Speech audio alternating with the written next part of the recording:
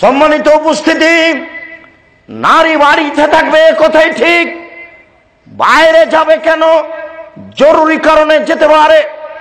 মহান আল্লাহ বলেন, ইয়া আইয়ুহান নবী কুল্লি আজওয়াজিকা ওয়া বানাতিকা ওয়া নিসাইল মুমিনিনা ইদুনিনা আলাইহিন্না মিন জালাবিবিহিন্না। মুহাম্মদ সাল্লাল্লাহু আলাইহি সাল্লাম, আপনি আপনাদের স্ত্রী, আপনার স্ত্রী, আপনার মেয়ে, জনগণের স্ত্রীকে বলে দেন, তারা যখন বাড়ি থেকে বের হবে তখন ইসলামী পোশাক পরে চাদর গায়ে দিয়ে মুখের উপরে চাদর ঝুলিয়ে বাড়ি থেকে বের হবে। ফালা ইউরাফনা, তাদেরকে সহজে চিনা যাবে না। যখন চিনা যাবে না তখন তাকে কেউ কষ্ট দিতে পারবে না। ইফটিজিং তো বহু দূরের কথা। ফালাইউ যাই না, যেহেতু চিনা যাবে না, যেহেতু চিনা যাবে যে পর্দাশীলা মহিলা বোরখা পরে আছে, তখন তাকে দুর্বল কিছু বলার সুযোগ নেবে না। যেহেতু চিনতে পারবে যে পর্দাশীলা মহিলা, তখন তার উপরে কটু মন্তব্য করার সুযোগ নেবে না, ইফটিজিং করবে না। ইফটিজিং এর পরিভাষা আল্লাহ তাআলা 1450 বছর পূর্বে জাতির সামনে পেশ করেছেন কোরআন মাজিদে। ফলাই যায় না, তাকে কষ্ট দেওয়া হবে না, তার উপরে দুর্বল মন্তব্য করা হবে না। বলবে না যে মাল চলে গেল, এ কথা বলবে না। কাজেই এই নোংরা বোরকা চলবে না, যে বোরকাতে তার শরীর অঙ্গ প্রত্যঙ্গ দেখা যায়। এই বোরকা চলবে না যে বোরকা ঢং করে আছে। একে তাহলে আরো উল্টা ভাষা বলবে যে ডবল মাল।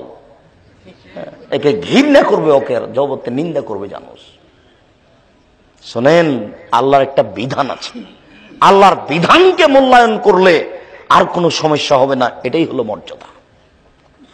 মহান আল্লাহ বলেন, ওয়াইজা সালতুমুহুন্না মাতান ফাসআলুহুন্না মিন ওরাই হিজাব যালিকুম আতহারু লিকুলুবিকুম ওয়া কুলুবিহিন্না।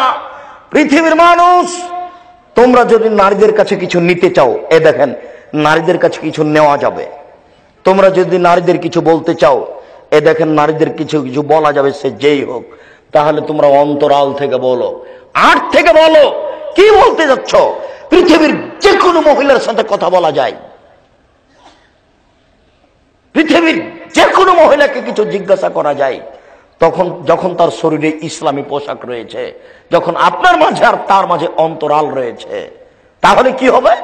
এটা হবে তোমার অন্তরকে পবিত্রতার কারণ। তুমি তো তাকে দেখতে পাচ্ছ না, তুমি তো মন্তব্য করতে পারবে না।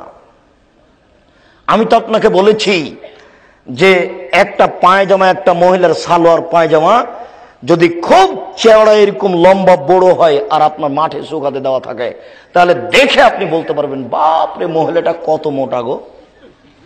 মন্তব্য হয়ে যাবে, ও নারী, এমনিতেই হবে। তাই আল্লাহ বলছেন, অন্তরাল থেকে জিজ্ঞাসা করো। ডেল ডোল বোরকা থাকবে, অঙ্গ প্রত্যঙ্গ বোঝা যাবে না, তার অঙ্গ প্রত্যঙ্গ সম্পর্কে কোনো মন্তব্য করতে পারবে না ছেলেটা।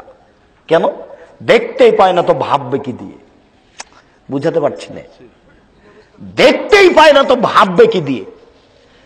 ওইদিকে কে দাঁড়িয়ে আছে এই পর্দার আরে, ওইদিকে কে আছে আমরা এখন বলতে পারবো? তা ভাববো কি করে? আল্লাহ বলছেন, ও ডেল ডোল পোশাক পরে থাকবে, তাহলে তোমার অন্তর পবিত্র, তারও অন্তর পবিত্র। আর যখন একবারে ল্যাংটা হয়ে সামনাসামনি আছে, তাই তো মেয়েটা বলছে ওর বন্ধুকে, ভাইয়া আসো, ভাইয়া আসো, চা খেয়ে যাও, ভাইয়া আসো। ওর মাও বলছে, তোর ভাইয়াকে ডাক, চা খাওয়া। মাও যেমন বেটিও তেমন, দুইজনই একই। মহান আল্লাহ বলেন, আল কাওয়াইদু মিনান নিসা আল্লাতী লা ইয়ারজুনা নিকাহ ফালাইসা জুনাহা ইয়াদানা সিয়াবাহুন্না গায়রা মুতাবাররিজাতিন বিজিনা। যার বিবাহের স্বাদ নেই, বয়স বেশি হয়ে গেছে, তার পর্দা লাগে না। আল্লাহ তাআলা কোরআন মাজিদে আদেশ করেন, যার বয়স বেশি হয়ে গেছে, বিবাহের স্বাদ রাখে না, তার পর্দা লাগে না। তবে সে সৌন্দর্য করে প্রদর্শনী দিয়ে ঘুরবে, বৃদ্ধা মেয়ে, এটা নাজায়েজ, হারাম, তবে তার পর্দা লাগে না। আশ্চর্য নীতি উল্টে গেছে। মা 60 বছর বয়স বোরখা পরে আছে, আর মেয়েটা 16 বছর বয়স ল্যাংটা হয়ে আছে। মা বেটি একসাথে চলে।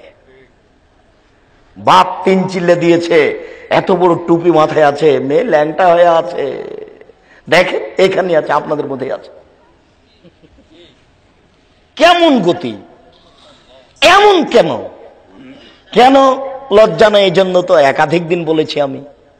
দেখেন আল্লাহ বলছেন যে বয়স বেশি হয়ে গেলে পর্দা লাগে না, অথচ মা বোরকা পরে আছে আর সাথে মেয়েটা কাপড় পরে নেই। দিন রাত দেখছেন, অহরহ দেখছেন, অথচ সবাই মুসলমান, সবাই কেউ 3 চিল্লা দেয়, কেউ হজ করে, কেউ উমরা করে। দেখেন নীতি কেমন আর আল্লাহর বিধান কেমন। সম্মানিত উপস্থিতি, আল্লাহর বিধানকে উপেক্ষা করে সম্মান লাভ করা যায় না। রাসূল সাল্লাল্লাহু আলাইহি ওয়াসাল্লাম নারীদের এত মর্যাদা দিয়েছেন, আল্লাহ তাআলা নারীদের এত মর্যাদা দিয়েছেন। রাসূল সাল্লাল্লাহু আলাইহি ওয়াসাল্লাম বলেন, মান আলা জারিয়াতাইনে, কেউ যদি 2টি মেয়ের লালন পালন করে, কেউ যদি 2টি মেয়ের লালন পালন করে, হাত্তা তাবলগা, বড় হওয়া পর্যন্ত, বিবাহের বয়স পর্যন্ত, ও হুয়া আনা ইয়াউমাল কিয়ামা ফিল জান্নাহ হাকাজা ও জাম্মা আসাবিআহ, তিনি বললেন ওই ব্যক্তি আর আমি জান্নাতে এইভাবে থাকবো।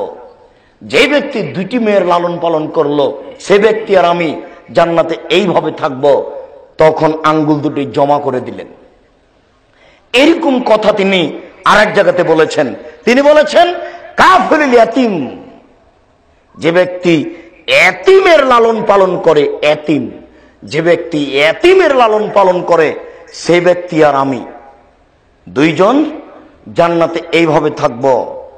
সুমাশারা বিশ্ববাবল ওস্তা, এই তর্জনের মধ্যমা এই 2টি আঙ্গুল দিয়ে ইশারা করে দেখালেন, তবে 2টার মধ্যে একটু ফাঁকা রেখেছিলেন। এতিমকে যে লালন পালন করবে, সেই ব্যক্তি আর আল্লাহর নবী জান্নাত